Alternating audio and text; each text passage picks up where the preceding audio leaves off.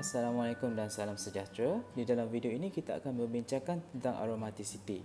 Ini adalah 4 karakteristik yang perlu dipenuhi oleh sesuatu compound itu untuk dia dikatakan sebagai aromatic compound. Yang pertama sekali adalah cyclic, di mana karbon-karbon yang terdapat di dalam compound tersebut is connected in a ring. Seperti contoh yang saya lukiskan di bawah ini. Yang kedua adalah molekul awak perlu mempunyai planar molecular geometry ataupun flat. Yang ketiga adalah completely conjugated, di mana double bonds dan juga single bonds are in alternating position. Ini akan menyebabkan pi electrons delocalization are possible. Dan ciri yang terakhir ialah Obey-Huckel's rule, di mana bilangan pi electrons yang terdapat di dalam compound ini adalah mempunyai bilangan 4n plus 2. Bagaimana kita nak kira bilangan pi electrons? Kita kena tengok kepada jumlah pi bond yang terdapat di dalam kita punya compounds pada peringkat inilah. Okey, mana kita nak dapat pi bonds? Daripada double bonds. Satu double bonds kita kira sebagai 2 pi electrons.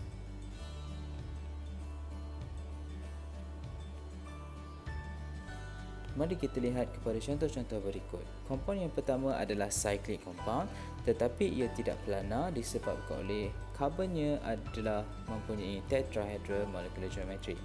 Ia juga tidak completely conjugated kerana tidak mempunyai sebarang karbon-karbon double bond.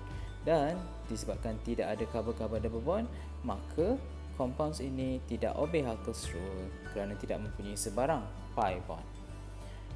Seterusnya, kita tengok kepada compound yang kedua. Ia adalah cyclic, tetapi ia tidak planar disebabkan oleh karbon ini.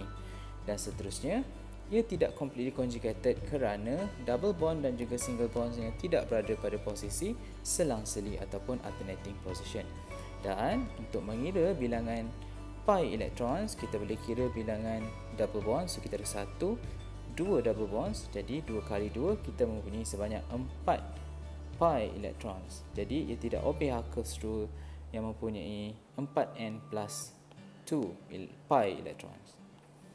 Seterusnya kita lihat kepada struktur yang terakhir ini. Kita dapati bahawa ia bukan cyclic, maka automatically ia bukanlah aromatic compound. Ia juga bukan planar disebabkan oleh kita ada karbon di sini yang tidak mempunyai planar molecular geometry.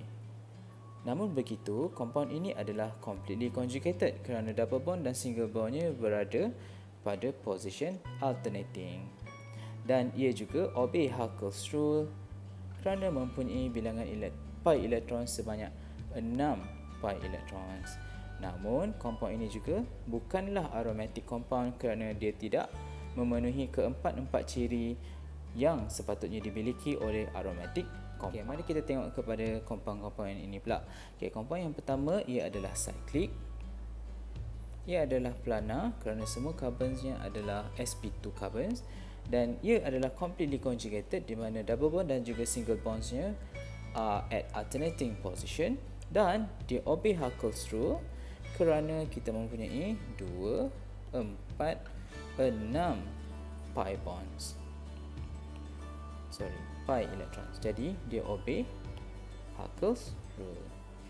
Okey, sama juga dengan komponen yang di bawah ini, di mana ia adalah cyclic compound, ia adalah planar, dan double bonds juga single bondsnya are at alternating position.